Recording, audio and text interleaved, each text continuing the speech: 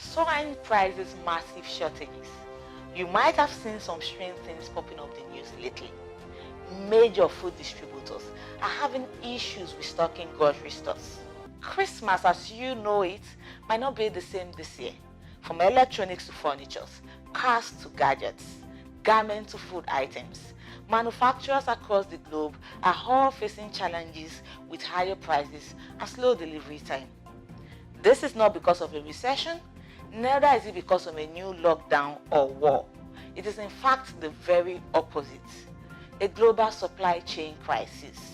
A threat which could see empty shelves as far as the eyes can see.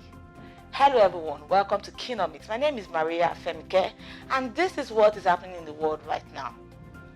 The International Monetary Fund (IMF) has had to downgrade its forecast for global economic growth in 2021 from 6 to 5.9%. One of the reasons for this decision is the global supply chain bottleneck that has hampered international trade since the start of the pandemic till date. To better understand this crisis, let's understand what global supply chains are. They are systems used in delivering goods from one point A, which is the place of production called the factory, to another point B, the place where the retailer resides. This process involves multiple players, thousands of workers, diverse modes of transportation across several countries. Take your iPhone for instance. It is assembled in China and a few other countries.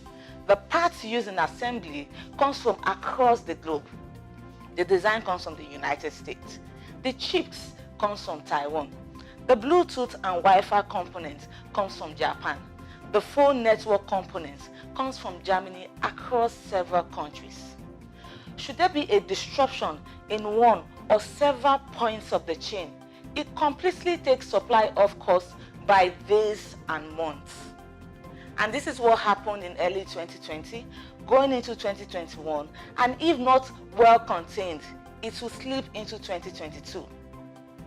At the early stage of the pandemic, we saw a major supply shock, which saw Chinese factories shut down. China is of particular interest as they account for about 28% of the world's goods and export goods to the tune of about $2.3 trillion annually. You can imagine the impact this had on global trades. Fortunately, when rollout of vaccines picked up and economies began recovery and reopening, people started going out and making up for the year-long halted shopping.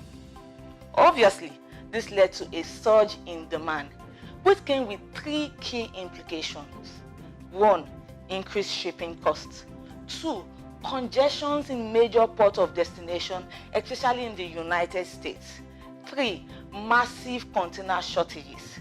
The world is currently having scarcity in containers as vessel containers lie in wait for longer periods to be unloaded.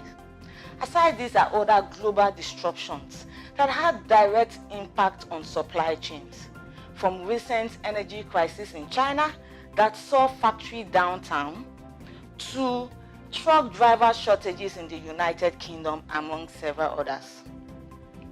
Aside this, Nigeria's peculiar supply chain issues will further worsen this crisis. From bottlenecks and inefficiencies at our local ports to poor transport infrastructure and our lingering insecurity challenges. Additionally, given Nigerians' high import dependency, this global crisis will seamlessly infiltrate into the Nigerian economy and further drive up inflation, as manufacturers will see delay in supply of imported raw materials.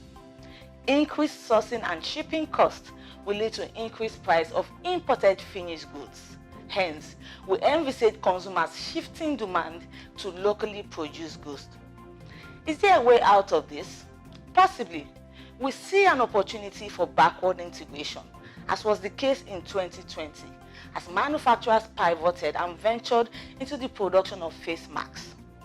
As consumers face rising prices, it is important to have a financial plan that will help you cultivate a good spending and saving habit. For those with enough disposable income, this might be the best time to front load your most critical costs by buying now. Basically, the trick is stick to essentials until the situation hopefully normalizes. I hope this helps you make informed decisions. Watch out for more videos as we unfold trends and developments in economics, finance, and business. Bye.